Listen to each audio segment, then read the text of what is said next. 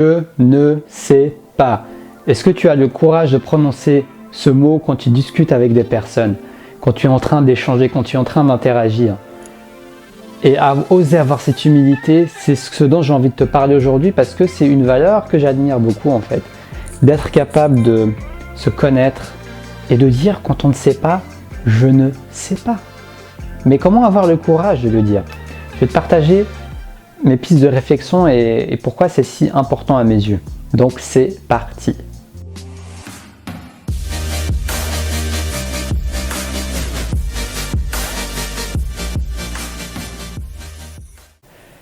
En fait, ça m'a beaucoup inspiré. Une fois, j'ai vu récemment l'interview du Dalai Lama.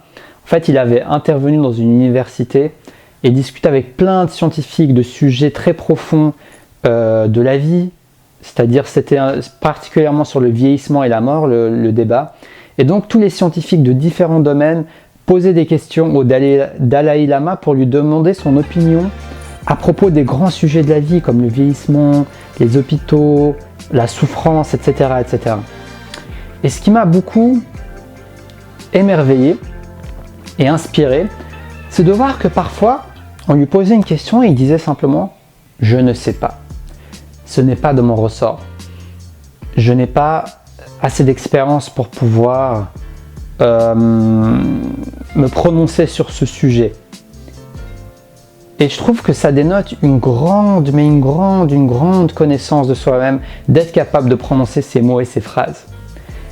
Et donc c'est pour ça que c'est quelque chose que j'admire, parce que en fait, l'utilité de ça, c'est que ça te permet de renforcer, d'approfondir l'amour et l'acceptation que tu as de toi-même, parce que qu'est-ce qui se passe quand on ne sait pas? Quand on ne sait pas, on se blâme.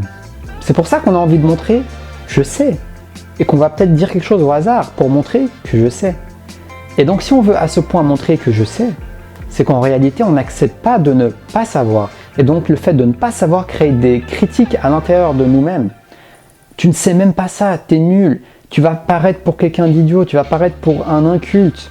C'est cette image que nous voulons projeter aux autres qui fait en sorte que nous n'osons pas prononcer ces mots.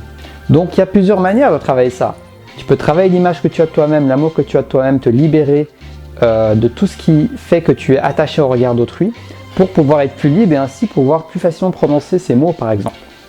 Mais c'est un état d'esprit avant tout, ce n'est pas de se forcer à le dire.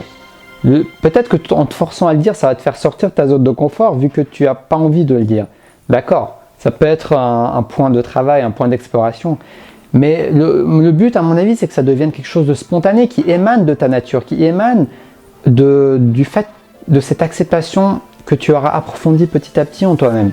Parce que s'accepter, c'est s'accepter tel que nous sommes, avec ce que nous savons, avec ce que nous ne savons pas, avec les domaines dans lesquels on a plus d'expertise et avec les domaines dans lesquels on n'a pas d'expertise.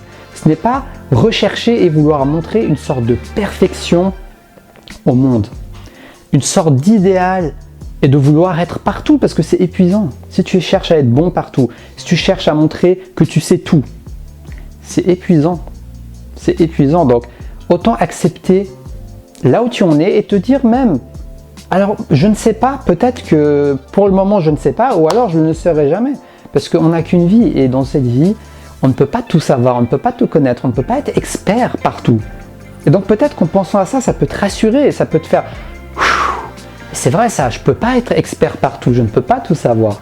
Donc, je vais essayer de mieux me connaître, peut-être de décrire les parties de toi-même que tu connais déjà. C'est-à-dire, je suis bon en ça, j'aime faire ça, j'adore m'exprimer devant la caméra par exemple, ou j'adore ceci, je suis bon à ça, je suis bon, j'ai un bon esprit de synthèse. Et ok, d'utiliser tes qualités et d'en être fier jour après jour, et de ne pas chercher à vouloir combler tous les trous, parce qu'à force de vouloir remplir tous les trous, tu vas finir par ne pas creuser très profond. En fait, tu vas te disperser, ne pas creuser profond, là où tu trouverais une mine d'or dans ce que j'appelle ton chemin de vie et dans tes qualités de vie. Renforce tes qualités, tes forces, plutôt que de vouloir combler toutes tes faiblesses, parce que tu ne peux pas être fort partout. Choisis bien ce qui te parle dans ton cœur, dans ton âme, et investis le maximum de temps là-dessus, ce qui ne t'empêche pas de rester ouvert à la culture générale, ouvert à l'expérience diverse de plein de domaines, même expérimentés. Mais c'est un état d'esprit différent quand je vais expérimenter plein de choses différentes dans le but d'apprendre, d'expérimenter, de me réjouir de la vie en tentant toute sa diversité, plutôt que d'y aller dans un esprit de je dois tout maîtriser, je dois être bon partout, je dois tout savoir, allez, je dois lire tous les livres, tous les nouveaux livres, je dois être le premier. Ça, pour moi, j'avais un peu cet état d'esprit et je m'en libère petit à petit et c'est ce que j'appelle une trop grosse pression. Donc, honore tes qualités et partage-les avec le monde. J'espère que cette vidéo t'a inspiré. Si elle t'a plu, mets-moi un gros like, ça va m'aider à faire connaître ma chaîne YouTube et mes vidéos. Je t'en remercie. N'hésite pas à me dire ce que tu en penses dans les commentaires parce que c'est avant tout une communauté de partage et d'ouverture et je serais curieux de savoir ton opinion sur le sujet et ton expérience. Si tu as envie d'une séance de coaching avec moi, tu me le dis soit dans les commentaires ou soit tu me contactes par Facebook, on pourra s'organiser ça. Sinon, j'ai écrit le livre Les 4 piliers du succès, un livre qui t'accompagne dans ton chemin de vie. Si ça t'intéresse, il y a le lien dans la description de la vidéo. Sur ce, je te souhaite une belle fin de journée et surtout, reste connecté à ta flamme intérieure.